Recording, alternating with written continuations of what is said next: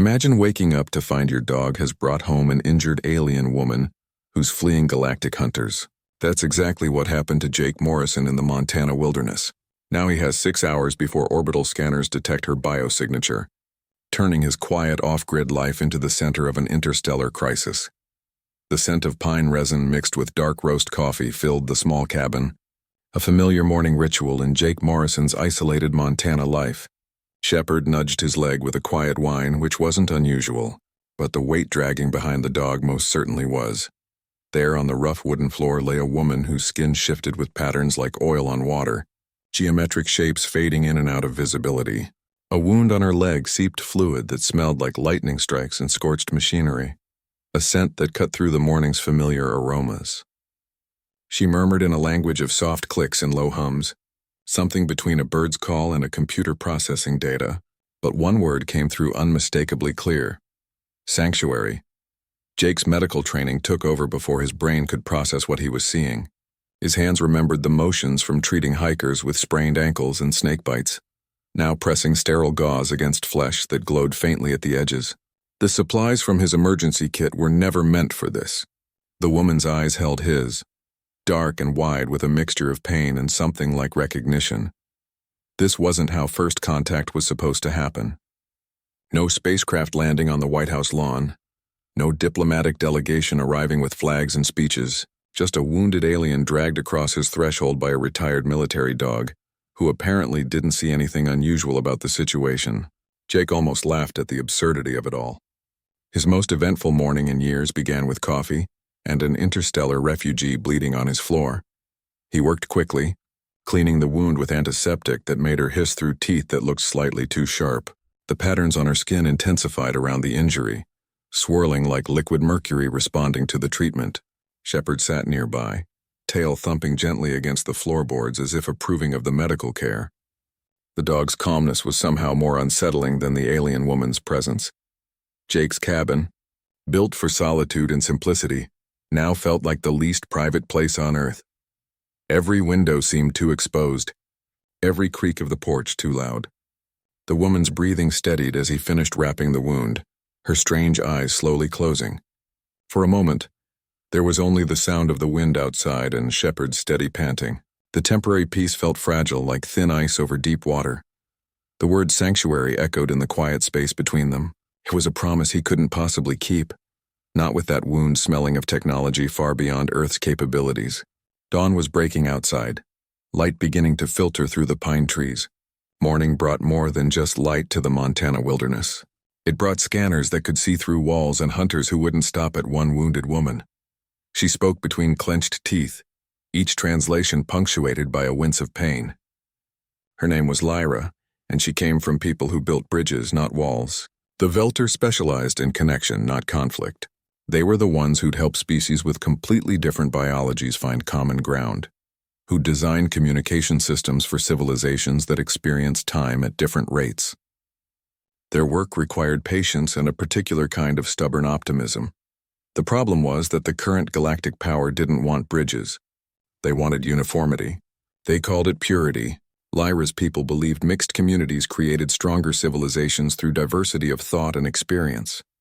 The hegemony saw this as contamination, a weakening of genetic and cultural lines that needed to be eradicated.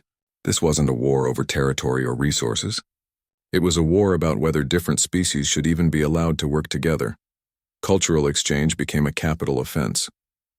Building relationships across species lines was treated like treason. The Velter found themselves targeted not for anything they'd taken, but for what they represented.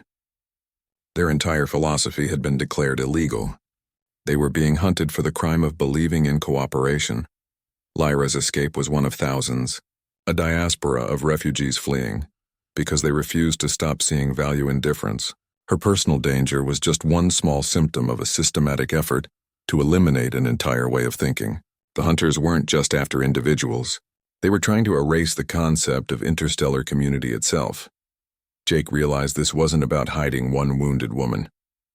It was about choosing sides in a conflict that stretched across light years. The medical kit on his floor, the coffee cooling on his counter, the dog watching them both, all of it had just become part of a much larger story.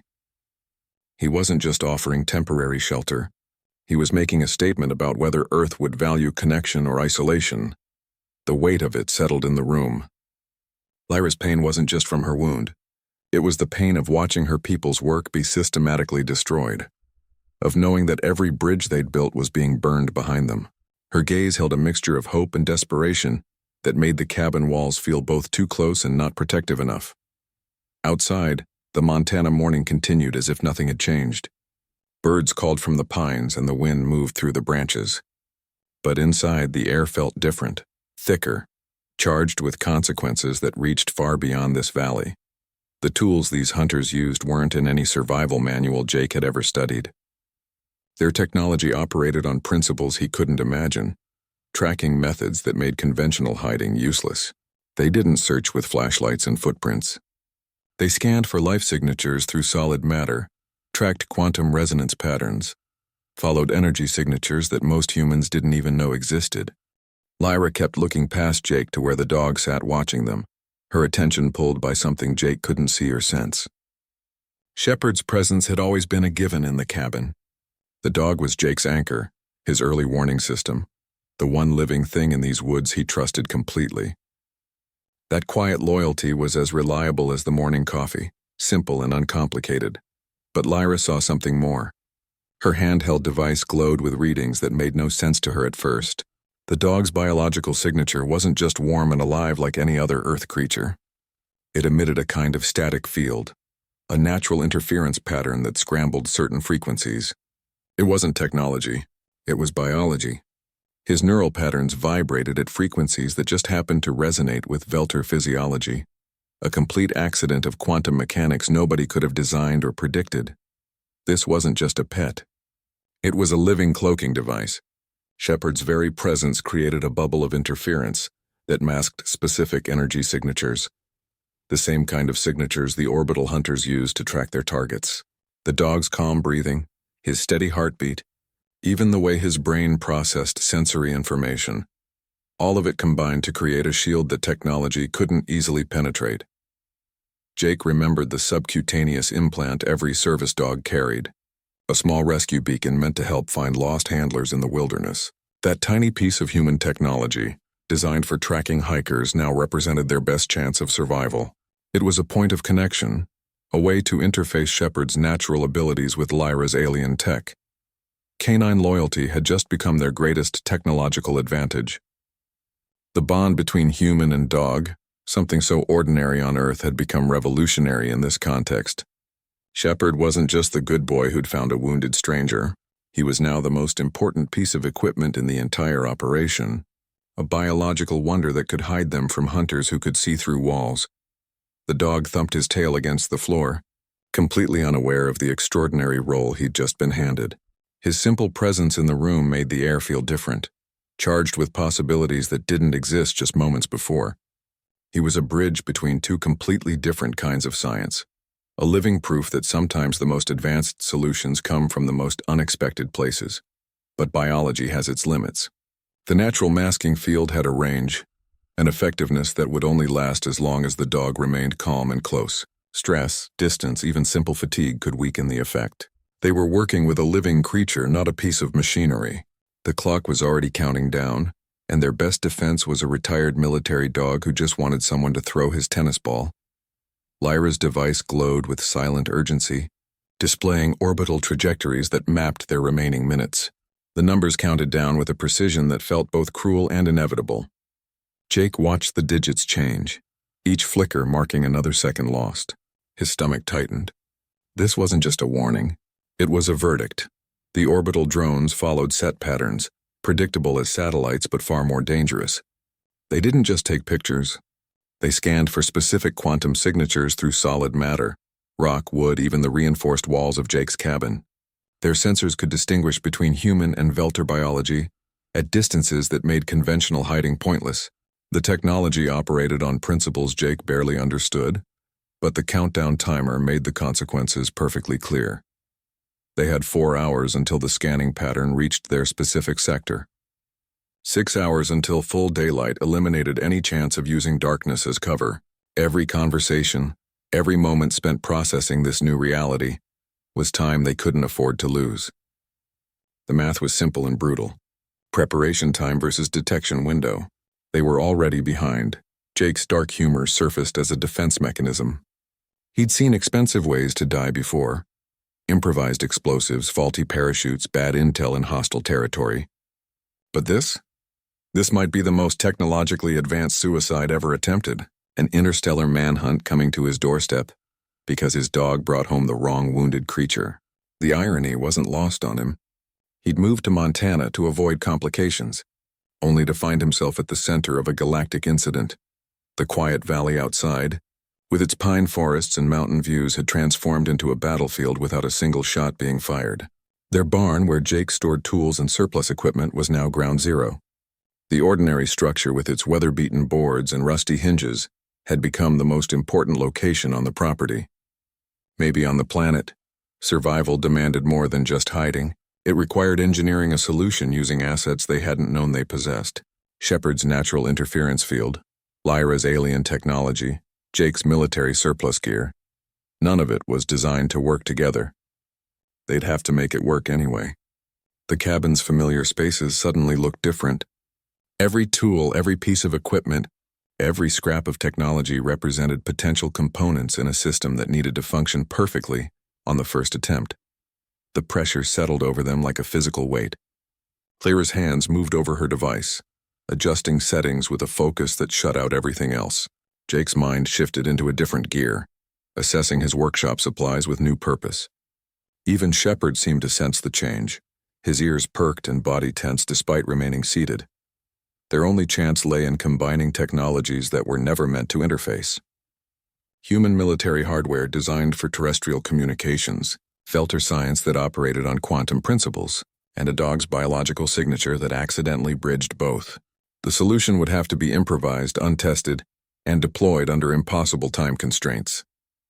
They were about to build something that shouldn't work, using parts that didn't belong together, to solve a problem nobody on Earth even knew existed. The countdown continued its silent march. Each passing minute narrowed their options while increasing the stakes. Failure meant more than just their lives. It meant confirming the hegemony's belief that mixed-species cooperation always ended in disaster. Success would require a kind of innovation that went beyond technical skill. It would demand trusting completely unfamiliar systems and believing in possibilities that defied conventional logic. Morning light spread across the valley floor, revealing details that darkness had hidden. The shadows under the pine trees grew shorter, the outlines of buildings sharper. Time was making everything more visible, including their vulnerability. They worked faster. Jake's workshop became a museum of incompatible technologies, each component telling a different story from a different world. The scarred wooden workbench held a collection that defied logic. On one side sat Shepard's rescue beacon, a simple device designed to help find lost hikers in these same mountains. Next to it lay military-grade communication hardware from Jake's past, equipment meant for secure terrestrial transmissions. And beside that, Lyra's alien technology pulsed with soft blue light, its surfaces smooth and organic-looking compared to the angular human devices. The plan required perfect synchronization between Shepard's unique biological signature and Lyra's alien technology. They needed to create harmonic resonance, matching frequencies with a precision that left no room for error. Shepard's natural interference field had to amplify the signal, while the modified equipment broadcast false biosignatures.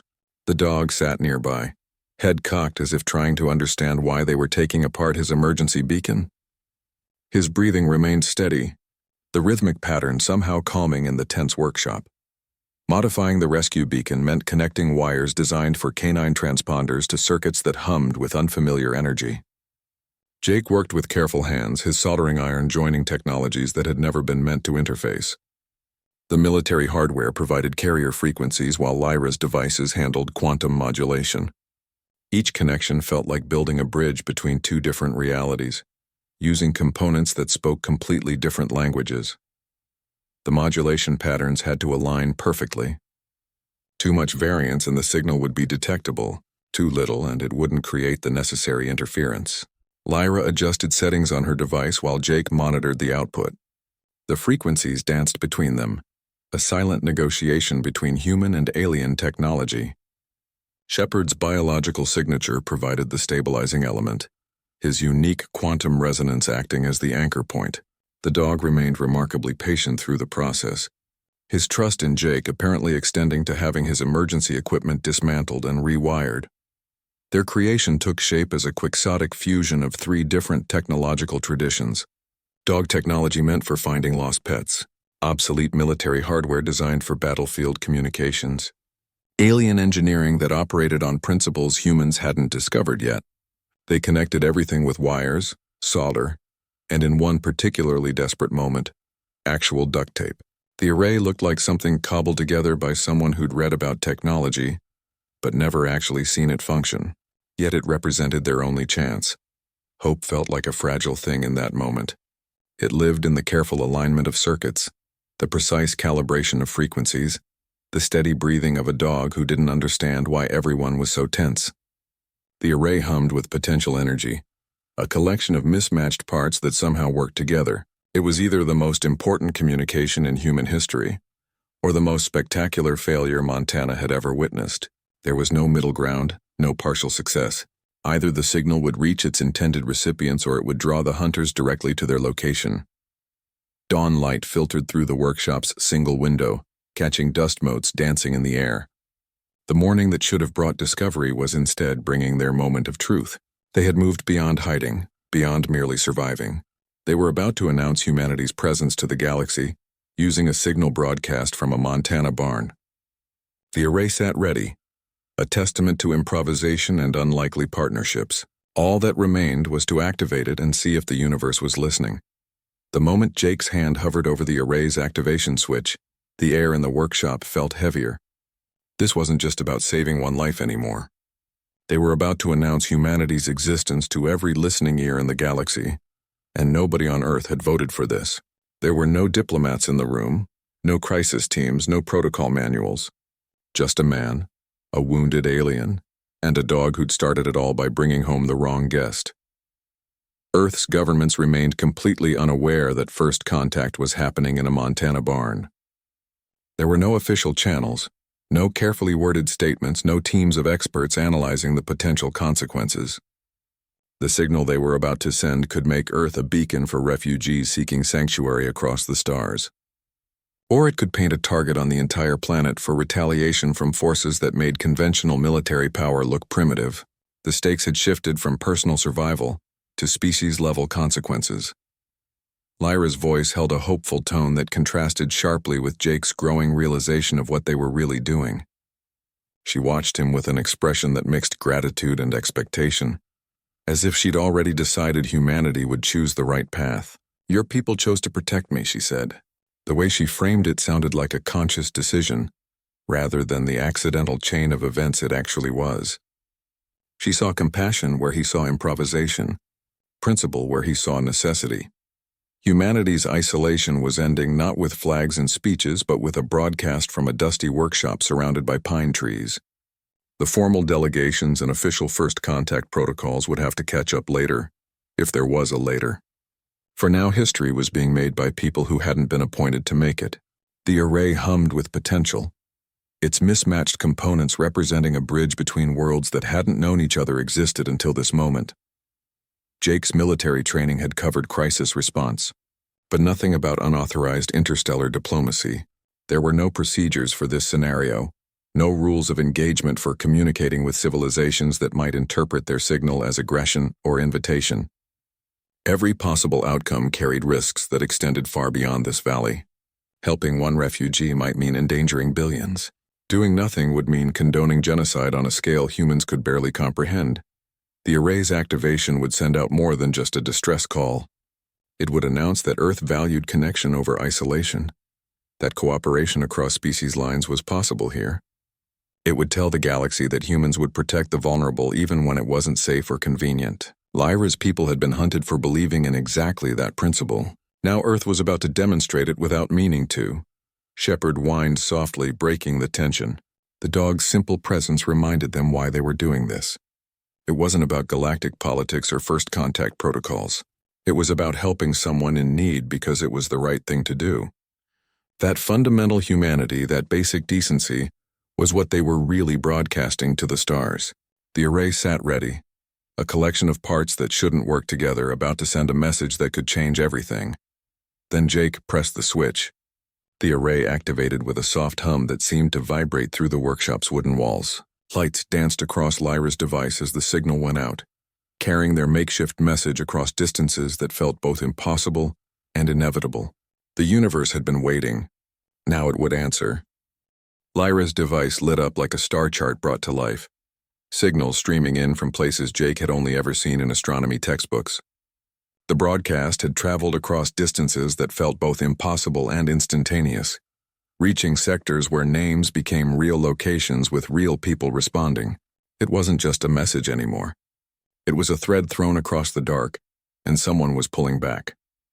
"Contact established from real sector," she said, her voice trembling with something between relief and disbelief.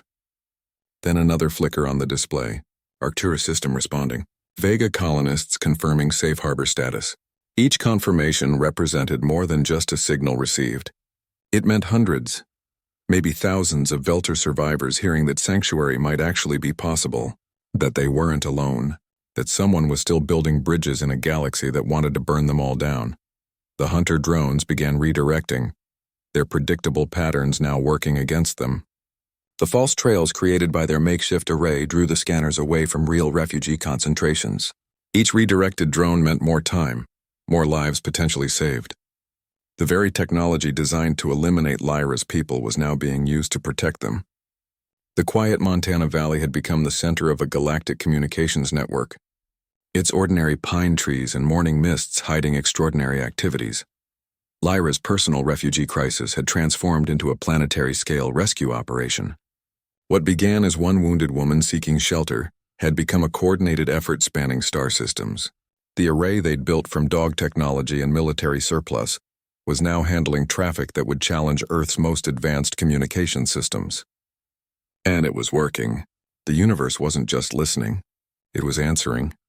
Shepard watched the glowing device with quiet interest, his head tilted as if trying to understand the significance of the lights. His biological signature remained the stabilizing element, the unexpected key that made the whole improbable system function. The dog's simple presence in the workshop had become the anchor point for communications across light years. He didn't understand the scale of what was happening, but he seemed to sense the change in the room's energy. The success felt both exhilarating and terrifying. They'd done what seemed impossible, but now they had to manage the consequences. The array wasn't just receiving confirmations. It was gathering responsibilities they hadn't anticipated. Each new contact meant another group looking to them for guidance, another set of coordinates that needed protection, another decision that would affect lives they couldn't even imagine. The morning light through the workshop window looked different now. It illuminated not just dust motes and tools, but the reality of what they'd set in motion. Their quiet corner of Montana had become the center of something much larger, a hub for communications that defied conventional understanding. The array hummed steadily, its mismatched components performing far beyond anything they could have reasonably expected. They'd succeeded beyond their wildest hopes. But success brought complications none of them were prepared to handle. The signals kept coming, each one representing another thread in a web they'd woven without knowing how strong it needed to be. The hunters would eventually realize what was happening. Their deception had limits and the clock was still ticking. But for now, hope was winning. The array proved that sometimes the most important connections happen in the most unexpected places, using the most improbable tools. Jake looked from Shepard's trusting face to Lyra's hopeful expression, then to the humming array of mismatched technology that had changed everything about his quiet morning. The equipment sat where his tools should have been, its wires and circuits telling a story far more complicated than he'd ever intended to be part of. The coffee he'd made seemed like it belonged to a different lifetime, a simple pleasure from before he understood how small Earth really was. Their actions had consequences that stretched far beyond saving one life, or even one people. What started as basic medical assistance had become something much larger. The signal they'd sent hadn't just reached a few refugee ships. It had announced Earth's presence to civilizations that hadn't known we existed, and done so without any official approval or planning. The array in his workshop was now effectively an embassy, and he was the only human who knew it existed. Earth had become an unwilling player in galactic politics, completely unprepared and represented by people who had no authority to speak for anyone. Governments across the planet continued their ordinary business, unaware that their world had just been introduced to interstellar relations through the back door. There were no protocols for this, no established diplomatic channels, no understanding of the complex relationships between species they'd just contacted. Humanity would need to engage with realities it hadn't known existed just hours earlier. The choice between offering humanitarian aid and risking geopolitical exposure was no longer theoretical. Helping the Velter refugees meant potentially drawing the attention of forces that could pose existential threats to Earth. Doing nothing would mean abandoning people who were being hunted for. Believing in cooperation across species lines, the moral calculus had shifted from personal safety to questions that would normally be debated by entire governments with teams of experts. Lyra's gratitude felt genuine, her relief palpable as signals continued to arrive from across local space, but her appreciation couldn't shield them from the coming storm. The hunters would eventually realize what was happening. Their deception had limits, and when those limits were reached, there would be consequences. The array's success had created a responsibility none of them were equipped to handle, a diplomatic role that required resources far beyond what one man and his dog could provide. "Well, boy," Jake said, looking down at Shepard. "Looks like we're officially Earth's first ambassadors to the galactic refugee crisis." The dog's tail thumped against the floorboards, accepting the new mission with more grace than his human. Shepard didn't understand the weight of what they'd taken on, but he understood that they were in this together. His simple loyalty made the extraordinary situation feel somehow manageable, a problem that could be solved like any other. Their partnership had rewritten Earth's destiny in ways nobody could have predicted. The bond between human and dog, something so ordinary on this planet, had become the foundation for interspecies diplomacy on a galactic scale. What began as a morning walk in the woods had become the starting point for humanity's entry into a much larger community, one they were completely unprepared to join but now had to represent. The workshop felt different now. The tools on the walls, the spare parts in bins, the dog bed in the corner, all of it existed in a space that had suddenly become much more important than its components suggested. They had succeeded in their immediate goal, but success had brought complications that would require more than improvisation and duct tape. They had started something that couldn't be stopped, a process that would eventually involve every human government on the planet. Their unlikely partnership had demonstrated that effective diplomacy could emerge from unexpected places, challenging the assumption that only formal institutions could handle interstellar relations. The trio of a reclusive human, an injured alien, and a loyal dog had created a new model for cooperation, one that combined different capabilities and perspectives into something stronger than any of them could have achieved alone. Shepard's role shifted from guardian to active participant, almost without anyone noticing. The dog who'd once simply alerted Jake to approaching hikers or bears now facilitated communication between species. His compatibility with Velter biology wasn't just accidental. It became the key that made their entire operation possible. The bond between human and dog, so ordinary on Earth, had become something extraordinary among the stars. His neural patterns created connections that technology alone couldn't manage. Where machines required precise calibration and compatible interfaces, Shepard's biology just worked. His presence in the room made the alien technology respond differently, smoothing out frequencies that would have caused interference in other circumstances. The rescue beacon under his skin, designed to help find lost hikers in these same mountains, now functioned as a quantum-entangled relay. It was supposed to broadcast a simple location signal to local authorities. Instead, it helped coordinate rescue operations across light years. Jake watched the dog with a mixture of pride and amusement. He'd never felt more inadequate than when his pet proved better at interspecies diplomacy than he was. Shepard sat calmly as Lyra adjusted her equipment, his steady breathing and calm demeanor providing the stability their makeshift communications needed. The dog didn't understand the significance of what was happening, but he understood that his presence was important. His tail thumped rhythmically against the floor, a steady beat beneath the humming technology. Canine loyalty had become the foundation for galactic-scale trust building. The hunter's bioscanning equipment couldn't properly read the situation because Shepard's presence created what Lyra called a confusion of loyal companion signals. His natural interference patterns scrambled their ability to distinguish between human and Velter biology. The very technology designed to find refugees was being defeated by a dog's inherent nature. It was protection that required no special equipment, just a bond that had evolved over thousands of years on Earth. Shepard represented something both completely familiar and utterly revolutionary. He was a bridge between species, his simple presence making extraordinary cooperation seem possible. Where formal diplomacy would have required translators, cultural experts, and carefully negotiated agreements, the dog provided an immediate point of connection. Lyra's people valued community and partnership. They understood Shepard's role intuitively, recognizing the value of a creature that built bridges simply by being itself. The galaxy's first interspecies diplomatic liaison was a retired military dog who mostly wanted someone to scratch behind his ears. His transformation from loyal companion to active participant happened naturally, without ceremony or conscious decision. He didn't need to understand quantum entanglement or interstellar politics. He just needed to be there, providing the stability and connection that made everything else possible. This unexpected partnership suggested new possibilities for how species might relate to each other. It wasn't about advanced technology or formal agreements. It was about finding common ground in the most basic forms of connection. The bond between human and dog had transcended its planetary origins, becoming a model for cooperation across much greater divides. What worked in a Montana workshop might work elsewhere in the galaxy, using relationships that were simple, reliable, and built on mutual trust rather than complex negotiations. The success of their communications proved that sometimes the most effective solutions come from the most unexpected places. Shepard's role continued to evolve as more signals came in, his biological signature providing the stable foundation their improvised array needed to function properly. He remained calm through it all, his steady presence making the extraordinary seem almost ordinary. The hunters were still out there, their technology still searching, but they were looking for something that didn't compute.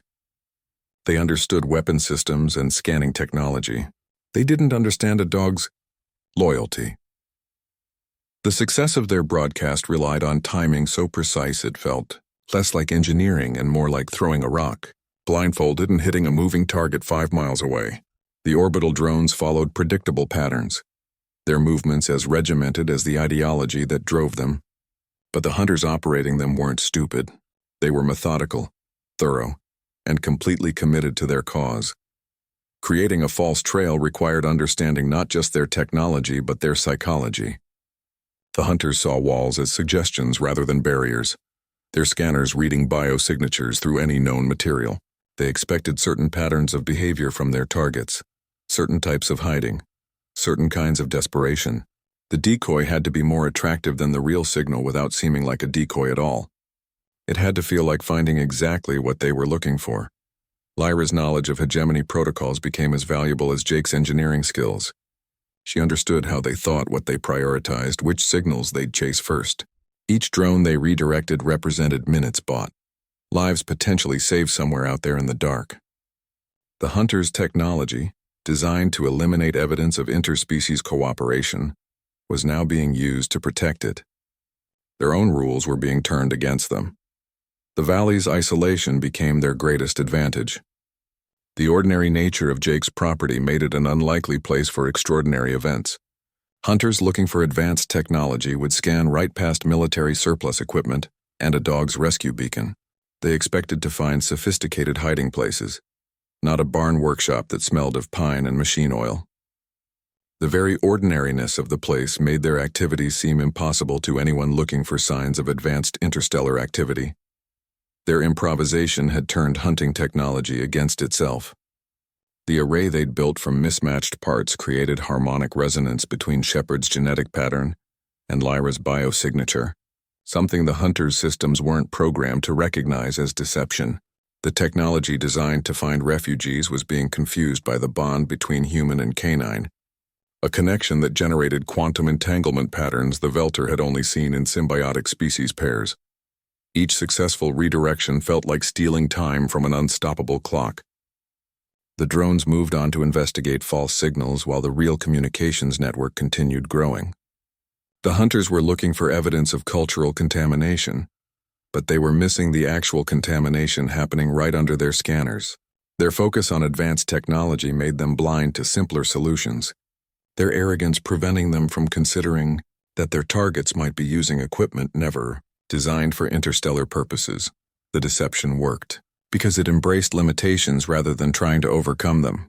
Instead of building something sophisticated enough to fool advanced scanners, they used what they had in ways nobody would expect.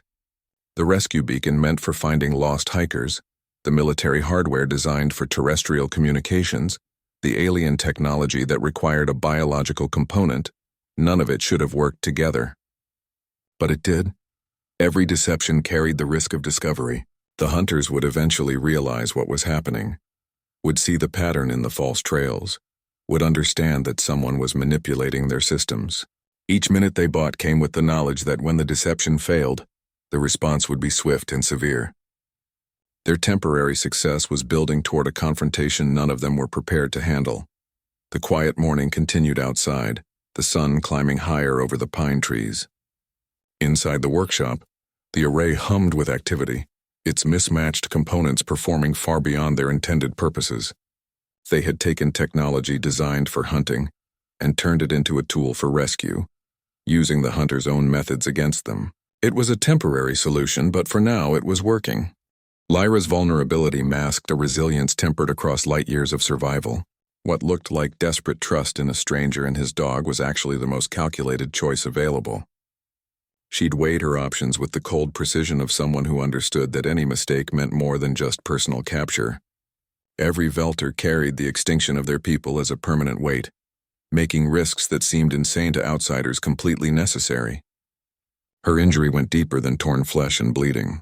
It represented the systematic destruction of everything her culture stood for, the physical manifestation of ideological violence. Choosing Jake wasn't random chance. His isolation made him the least dangerous option available. A man living alone in the Montana wilderness with survival skills and military training represented a specific kind of risk profile. He might turn her away. He might panic. But he was less likely to be connected to any official channels that could be compromised. Her assessment took seconds despite her pain. A quick analysis of terrain, structures, and the dog's behavior. Shepard's calm demeanor suggested a handler who wasn't a threat. The calculation was brutal in its efficiency. Survival math performed under extreme duress. Her plea for sanctuary carried layers of meaning she couldn't possibly explain in that moment. It was personal, a desperate need for medical attention and temporary safety. But it was also political, a statement about what her people believed in. She represented not just herself but the possibility that some fragment of Velter culture might survive. The hunters wanted to eliminate the very idea of cooperation between species. By asking for help from a human, she was demonstrating that the idea still lived. Her gratitude toward Jake was genuine, but it came tempered with the knowledge of how much still needed to be done. Survival was only the first step. The galactic conflict became immediate through her presence. What had been an abstract concept of interstellar politics now had a face, a voice, a wounded leg that needed bandaging. Her people weren't just casualties in a distant war. They were individuals being hunted for believing in connection over isolation. The hegemony's doctrine of purity wasn't theoretical philosophy. It was the reason she was bleeding on a cabin floor thousands of light years from home. Their belief that cultural diversity led to weakness directly threatened anyone who valued cooperation between species. Her role as a communication specialist added another layer of stakes. Capture wouldn't just mean her death. It would give the hunters access to every Velter safe house in known space. The weight of that responsibility shaped every decision, every moment of trust, every calculated risk. She wasn't just fighting for her life. She was fighting for the chance to contact any survivors, to send a message that might give others hope. The technology she carried wasn't just for personal use. It was the potential key to her people's continued existence. Adapting to Jake's world presented its own challenges. She was as lost in his environment as he would be in hers, creating moments of mutual bewilderment that broke the tension of their situation. Human idioms made no sense. Common technology seemed primitive yet strangely effective. The bond between human and dog, Something so ordinary here became her most valuable unexpected asset. Shepard's natural interference with bioscanning equipment turned a simple Earth animal into a key strategic advantage. These small moments of cross-cultural confusion made the enormous stakes feel human, manageable, almost ordinary despite their extraordinary nature. This personal connection transformed the conflict from galactic to individual, from abstract to immediate. The philosophy of cooperation wasn't just an idea anymore. It was the bandage on her leg, the dog whining at the door, the shared focus on making the array work. The hegemony hunted concepts, but they were fighting people. People who bled, who calculated risks, who put their trust in strangers because they had no better options. The war against cultural diversity became a specific woman in a specific cabin, and the man who decided to help despite the consequences. The barn on Jake's property had always been about isolation. He chose this valley specifically for its distance from complications, its quiet assurance that neighbors wouldn't drop by unannounced, and government agencies wouldn't take interest. The structure itself was unremarkable. Weathered wood, rusted hinges, a roof that leaked in exactly 2 places during heavy rain. Inside, it stored the tools of a self-sufficient life. Saws for cutting firewood, canning supplies for preserves, spare parts for the solar array. It was a place of practical simplicity, where every object had a clear purpose and nothing happened without intention. Now it housed technology that could reshape humanity's understanding of the universe. The same workbench that once held woodworking tools now supported an interstellar communications array. Ordinary objects underwent radical repurposing. A dog's rescue beacon designed to transmit a simple location signal to local authorities became a quantum-entangled relay. Military surplus communication equipment meant for terrestrial use now handled frequencies that spanned light years. Workshop tools that had repaired fence posts and generator parts now calibrated alien technology. The quiet that had drawn Jake to Montana now masked activities that would echo across galactic distances. This personal sanctuary had become a diplomatic outpost through pure accident. There were no flags, no official seals, no designated ambassadors, just a wounded alien, a reluctant human, and a dog whose collar now served as part of an interstellar transmitter. The most isolated place Jake knew had paradoxically become the most connected place on Earth. Signals arrived from star systems humans had only observed through telescopes, each transmission making the weathered barn walls feel both too small and infinitely expansive. The transformation happened without anyone else noticing. Birds still called from the pine trees outside. The wind still moved through the valley in predictable patterns. Neighbors in distant cabins continued their morning routines, completely unaware that the quiet barn down the road was now handling communications that would normally require planetary coordination. The ordinary nature of the place worked in their favor, its unremarkable appearance making extraordinary activities seem impossible to anyone scanning from orbit. Jake's psychological shift mirrored the barn's transformation. His initial desire to maintain isolation gave way to a growing sense of responsibility. The space that had represented his retreat from complexity now represented his engagement with it. The tools of self-sufficiency became tools of connection. Their purposes expanded beyond anything he could have imagined. The barn's evolution from personal refuge to galactic communications hub reflected the story's central theme, that ordinary places and people can become extraordinary through unexpected connections. This unlikely transformation underscored how quickly circumstances can change and how individual actions can have cosmic consequences. The barn stood as proof that significance isn't about location or resources, but about the choices made within a space. Its weathered boards and rusty tools had become the foundation for something much larger, a testament to the power of improvisation and the unexpected potential of ordinary objects. The quiet valley continued its morning routine, completely unaware that its most isolated structure had become the center of everything. Their success relied entirely on using what they already had in ways nobody could have predicted. The equipment scattered across Jake's workbench came from 3 different worlds, none of it designed to work together. Each modification carried the risk of catastrophic failure, detection by the hunters, or simply not working at all. The stakes made every connection, every solder joint, every adjustment feel like gambling with lives. Military hardware meant for terrestrial communications now handled alien frequencies it was never rated for. Shepard's rescue beacon, designed to help find lost hikers in these same mountains, now served interstellar purposes its engineers couldn't imagine. The alien technology Lyra carried required integration with systems that operated on completely different principles. Each component represented a different technological tradition, a different approach to problem solving, forced to work together through necessity rather than design. Their approach proved that innovation often means repurposing rather than inventing. The most advanced solution they could devise involved military surplus, a dog's implant and actual duct tape holding together connections that spanned light years. Desperate creativity became their most valuable resource, turning limitations into advantages. What looked like a collection of incompatible parts became a functional system through sheer stubbornness and willingness to try things that shouldn't work. The principle would define humanity's early steps into galactic relations. Earth didn't have advanced technology compared to the civilizations they were contacting. What they had was adaptability, the ability to make different systems work together, to find common ground between technologies that weren't designed to interface. This makeshift approach became a strength rather than a limitation, demonstrating that effectiveness sometimes comes from creative use of available resources rather than superior technology.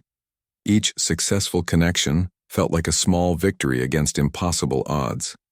The array hummed with energy that shouldn't have been compatible, frequencies dancing between components that had no business working together. Shepard's biological signature provided the stabilizing element, his natural quantum resonance creating the bridge that made the technological improvisation possible. The dog sat watching them work, completely unaware that his simple presence made the extraordinary possible. The risks were ever present. A misaligned frequency could attract the hunters instead of misleading them. A failed connection could mean losing contact with the refugees they were trying to help. The array represented either humanity's most important communication or its most expensive mistake. There were no second chances, no opportunities to test and refine their design. They had to get it right the first time, using parts never meant for these purposes, under a deadline that allowed no errors. Their success proved that sometimes the best solutions come from seeing potential where others see limitations. The military hardware performed better with alien modulation than it ever had with human signals. The dog's rescue beacon handled quantum entanglement with surprising efficiency. The alien technology adapted to human power sources better than Lyra had expected. Each component revealed capabilities its designers never anticipated, simply because nobody had tried using them in these combinations before. This principle of improvisation would become central to how humanity engaged with the larger galaxy. Without advanced technology of their own, humans would need to become experts at making different systems work together, at finding common ground between technologies that weren't designed to interface. Their strength wouldn't be in what they built, but in how they could adapt what already existed to new purposes. The array in Jake's workshop represented more than just a communication device. It represented a new way of thinking about problem solving that would serve humanity well in the complicated galactic community they'd just joined. Jake's choice to help. Lyra wasn't just about one wounded woman on his floor. It was about weighing the safety of an entire species against the moral cost of doing nothing. His initial instinct, the basic human impulse to aid someone in need, ran headlong into the practical reality that helping her might endanger every human on Earth. The conflict between compassion and survival became the central tension in that small cabin, with the smell of antiseptic and alien blood hanging in the air. Cultural contamination wasn't an abstract concept from some diplomatic briefing anymore. It was happening right there in his barn, with wires snaking between human military hardware and alien technology, a dog's collar serving as part of an interstellar transmitter. The hegemony hunted people for exactly this kind of cooperation, seeing mixed communities as a weakness that needed eradication. Their doctrine of purity justified genocide on a scale Jake could barely comprehend. By helping Lyra, he was directly opposing that ideology, potentially making Earth a target for forces that saw cultural exchange as a threat, requiring violent solutions. Yet walking away meant condoning that genocide. It meant accepting a galactic order where difference was eliminated, where the very idea of cooperation between species was treated as a capital offense. The weight of that decision settled in the room, heavier than any equipment they were modifying. Jake's medical training had taught him to save lives, but nothing about calculating the cosmic consequences of doing so. His choice to help reframed everything. Risk became responsibility. Danger transformed into opportunity. What started as a simple act of bandaging a wound became a stand against interstellar tyranny. The isolated life he'd built for himself suddenly had stakes that reached across light years. Small acts of courage could ripple outward in ways nobody predicted, altering civilizations through seemingly minor decisions made under pressure. The moral calculus shifted from personal safety to cosmic ethics. This wasn't about whether one man should help one woman. It was about what kind of civilization humanity would choose to be when introduced to a larger galactic community. Would they prioritize isolation and safety, or would they embrace connection despite the risks? The array humming in his workshop represented more than just technology. It represented a value system, a belief that cooperation across species lines was worth defending. This redefinition of responsibility would shape how humans approached interstellar relations long after this morning in Montana. The precedent was being set not by governments or diplomats, but by a man making a choice in a moment of crisis. The bonds formed under pressure, between human and alien, between different technologies, even between species, created a foundation for trust that formal diplomacy might never have achieved. Their success proved that sometimes the most effective moral stands happen far from official channels, using whatever resources are available to do what's right, despite the consequences. The morning light through the workshop window seemed to illuminate not just dust motes and tools, but the ethical landscape they were navigating. Every adjustment to the array, every signal received, every minute they stole from the hunters reinforced the choice Jake had made. Protecting one refugee had become about protecting the principle that different species could work together, that diversity created strength rather than weakness.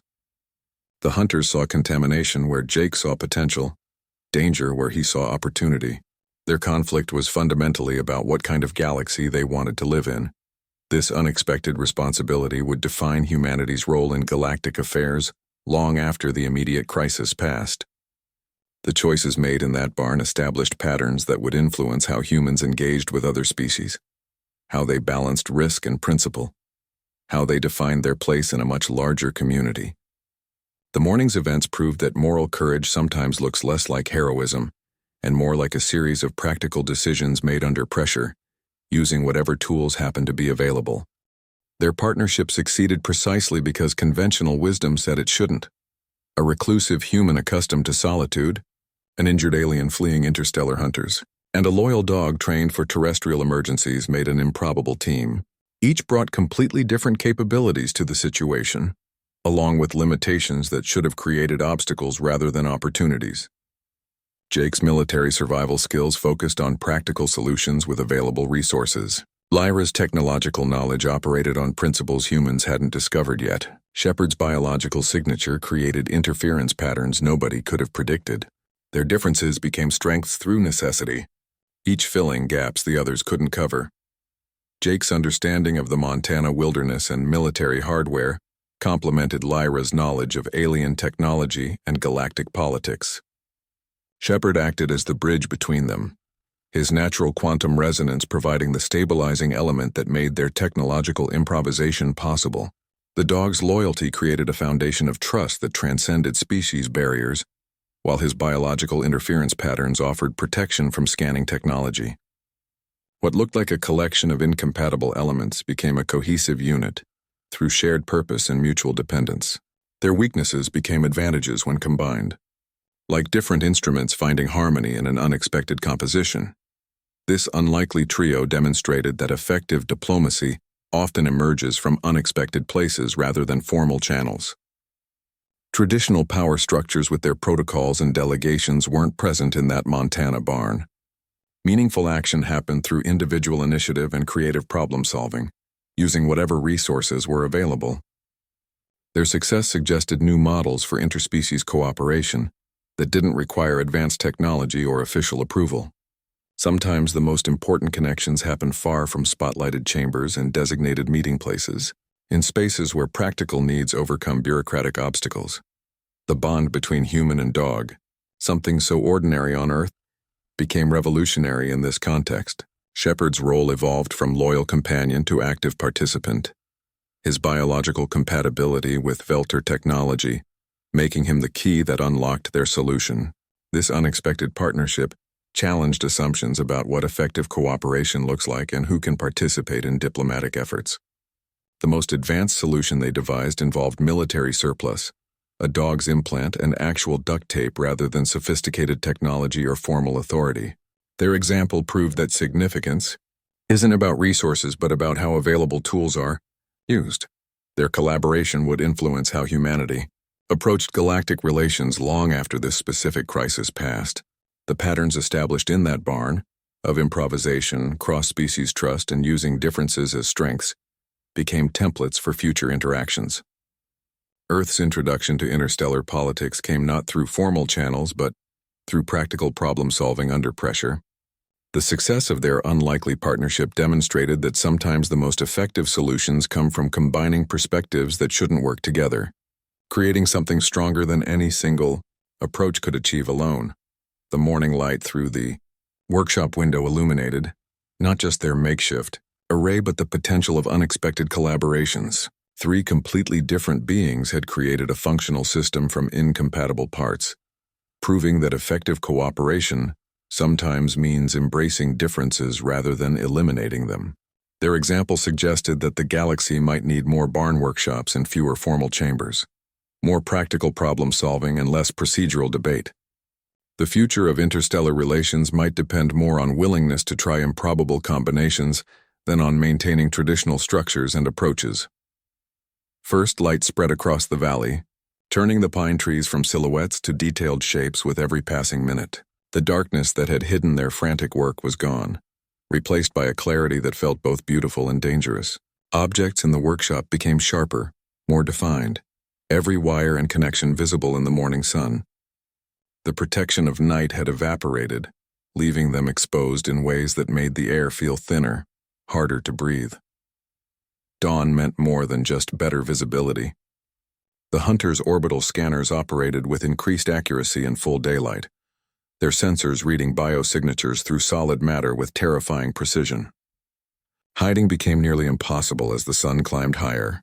Every shadow that disappeared under the morning light represented one less place to conceal themselves. The valley's familiar landmarks looked different in this new context.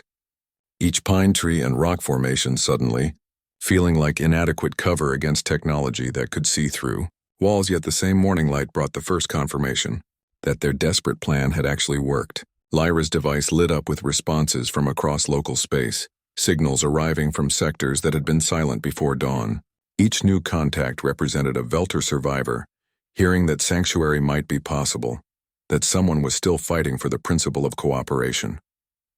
The same sunlight that increased their danger also illuminated their success, creating a strange duality where threat and hope arrived together. The morning that should have brought discovery instead brought something unexpected. Instead of hunters descending on their location, they received confirmation after confirmation of safe harbor status from different systems. Riel Sector, Arcturus, Vega colonies. Each response shifted the balance slightly away from certain capture and toward possible survival. The array they'd built from mismatched parts was doing exactly what they'd hoped, creating connections across distances that felt impossible.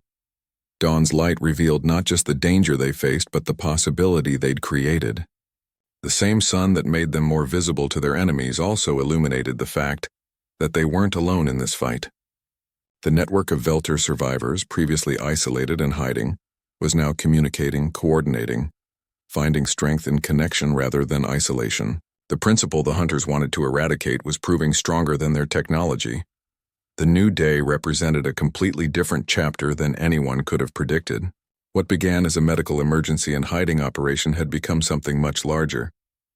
They were no longer just trying to survive until morning. They were managing a growing communications network, redirecting hunter drones and coordinating rescue operations across star systems.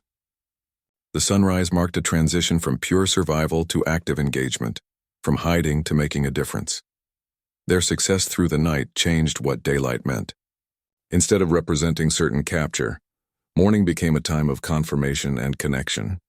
The risks were still there, the hunters still searching, but now they had evidence that their approach was working. The array hummed steadily, its mismatched components performing far beyond their intended purposes. Shepard sat watching the morning light through the window, his calm presence providing the stability their operation needed. The transition from night to day became a metaphor for their entire situation. Darkness had offered protection but also uncertainty. Daylight brought increased danger but also clarity about what was possible. Their understanding of the situation evolved with the rising sun, each new signal adding another piece to a picture that was much larger than they'd initially realized. The valley that had felt like a trap started to feel like something else, entirely. A place where ordinary people could do extraordinary things when circumstances demanded it. Their success through the night had transformed the meaning of daylight completely. The morning that should have ended with capture instead began with hope. Evidence that sometimes the most unlikely solutions work precisely because nobody expects them. The hunters were still out there, their technology still searching, but now there was a network fighting back using their own methods against them. The ripples from that Montana barn would eventually reach every human government on the planet, though none of them knew it yet. Earth's introduction to interstellar politics was happening through the back door, rather than the front, bypassing all the official channels and protocols that had been established for first contact scenarios. There were contingency plans for alien visitors landing on the White House lawn, for radio signals from distant stars, for all the conventional ways humanity had imagined meeting other species. Nobody had planned for first contact happening in a remote workshop with a retired soldier, his dog, and a wounded refugee. Official protocols would have to account for these unofficial actions now. The signal Jake and Lyra sent hadn't asked for permission or followed established procedures.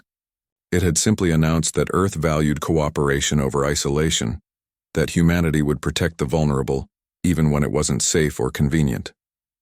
Their success would force a complete reevaluation of what preparedness actually meant when dealing with civilizations that operated on completely different scales and timelines. The array in the barn proved that sometimes the most important diplomacy happens far from designated meeting places, using whatever tools happen to be available. Individual courage had shaped policy rather than followed it. Jake's decision to help one wounded woman had set a precedent that would influence how humanity engaged with the galaxy for generations.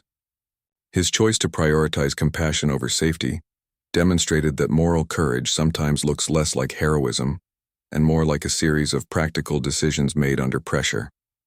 The principles established in that barn, of cooperation across species lines, of using differences as strengths, of improvisation over formal planning, would become templates for future interactions whether governments were ready or not. The consequences would reach across all levels of human society.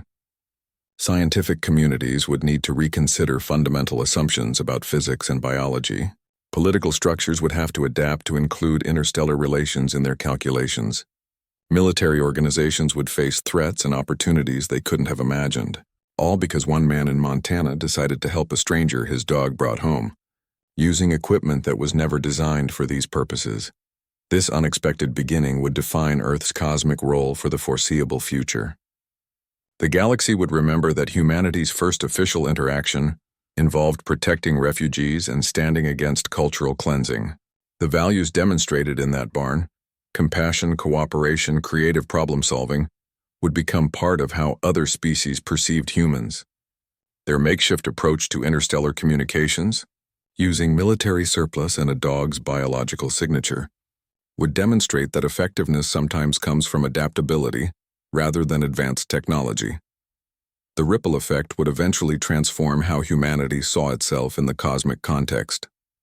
Earth was no longer an isolated planet unaware of galactic affairs. It was now a participant in interstellar politics, with all the responsibilities and dangers that entailed. The choices made in that barn had accelerated humanity's entry into a much larger community, forcing a conversation about what kind of civilization humans wanted to be when engaging with other species. This accidental beginning would influence everything from education curricula to international treaties. Children would learn about first contact not as a formal meeting between delegations, but as a story about compassion and improvisation under pressure. The bond between human and dog would become part of that story, demonstrating that sometimes the most important connections happen between species that evolved on the same planet before reaching out to others. The quiet valley in Montana would become a symbol of how ordinary people in ordinary places can change history.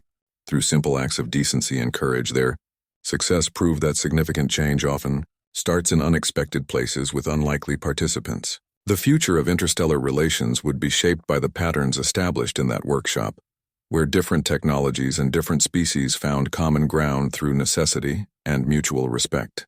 The ripple from their barn would eventually touch every human institution, forcing a reevaluation of what preparedness meant and who got to speak for humanity when dealing with the wider galaxy. This unexpected partnership between human, alien, and canine suggested new models for how species might cooperate across vast differences.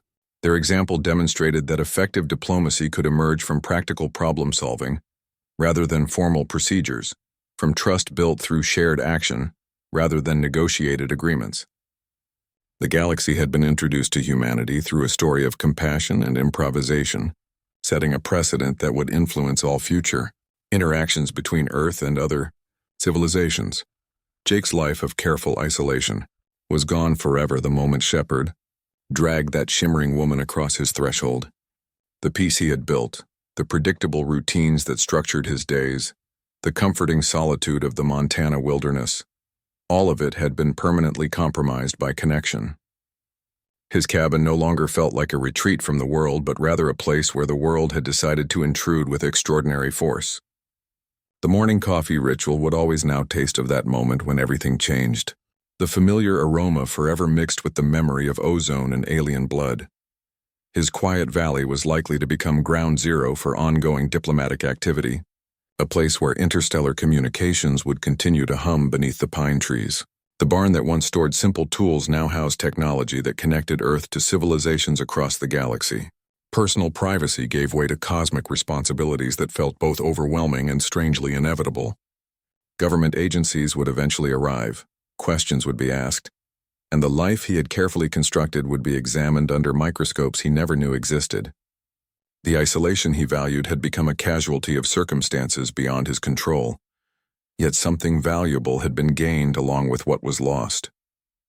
The sense of purpose that came from protecting Lyra, from standing against interstellar tyranny, from accidentally becoming humanity's first ambassador, these weren't things he could have found in his previous life of quiet solitude. The challenges were immense, the risks terrifying, but the meaning they brought made the complications worthwhile. Connection, even difficult connection, brought a significance that isolation could never provide. His life had taken a hard left turn into the kind of adventure story he'd always been careful to avoid. And surprisingly, he didn't want to go back. The new normal was more complicated, filled with responsibilities he hadn't asked for, and challenges he didn't fully understand. But it was also more significant than anything he could have imagined while living off-grid and alone. The array in his barn continued to hum with activity, its mismatched components representing a bridge between worlds that were only beginning to understand each other. Shepard remained at the center of it all, his biological signature still providing the stability their interstellar communications needed. The dog seemed to accept the new circumstances with more grace than is human, adapting to cosmic responsibilities as if they were just another walk in the woods. Sometimes the most fulfilling lives aren't the quietest ones. The peace Jake had sought through isolation turned out to be available through connection instead, though it looked nothing like what he had originally imagined. His survival skills, honed for dealing with bears and blizzards, now had to account for alien technology and interstellar politics. The transformation was disruptive, uncomfortable, and completely necessary for growth. He realized that his comfortable anonymity had been traded for something more valuable, a role in something larger than himself, a chance to make a difference on a scale he couldn't have conceived before that morning. Their story suggested that growth often comes through disruption rather than careful planning. The most significant changes in Jake's life arrived uninvited, carried in by a dog who thought he was helping. The bond between human and canine, ordinary on Earth, had become revolutionary in a galactic context, proving that connection transcends even interstellar politics. What began as a simple act of compassion had rewritten Earth's future, demonstrating that ordinary people in ordinary places can change history through decisions made under pressure. The new normal was messy, complicated, and absolutely worth embracing.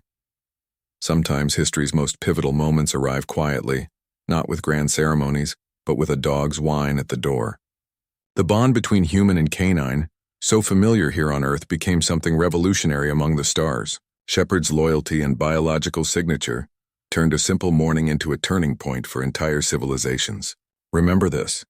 Even the smallest acts of courage can redirect the course of history. Jake chose compassion over caution, and that single decision echoed across light years. Proof that ordinary individuals and their devoted companions can alter destinies far beyond their own.